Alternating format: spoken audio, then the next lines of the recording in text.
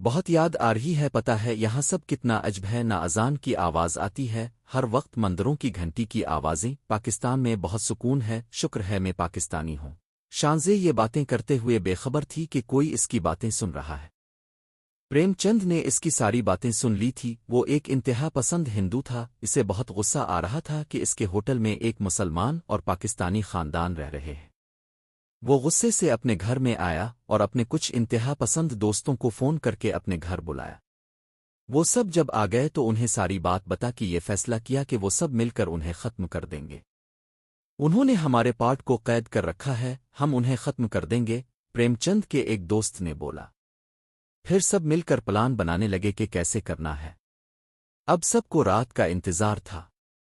پریم چند نے ورن کو بلایا۔ سنو، آج رات ہم ان مسلمانوں کو ختم کر دیں گے، تو اس وقت تک سارے گارڈز اور منیجر سو جانے چاہیے، تو تم ان کے کھانے میں نیند میں گولیاں ملا دو۔ پریم چند نے ورن سے کہا۔ ورن سر ہلاتے ہوئے وہاں سے چلا گیا۔ ورن کھانے میں نیند کی گولیاں ملانے کے بعد سیدھا شانزے لوگوں کے پاس آیا۔ وہ لوگ ابھی ایک ہی کمرے میں بیٹھے ہوئے باتیں کر رہے تھے۔ وہ دروازہ کھٹکا کے اندر آیا اور جلدی جلدی کہنے لگا، آپ لوگ جلدی سے یہاں سے نکل جائیں، آپ لوگوں کی جان کو خطرہ ہے۔ کیا کہہ رہے ہو تم؟ ہمیں سمجھ نہیں آ رہا، یہ ولید نے کہا۔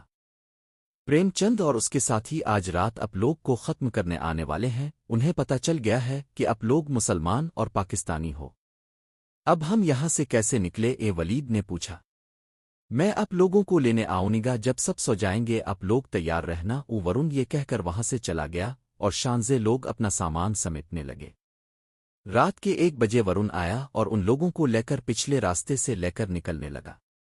ابھی وہ آدھے راستے تک پہنچے تھے کہ سامنے سے پریم چند اور اس کے ساتھی آ گئے۔ جاری ہے۔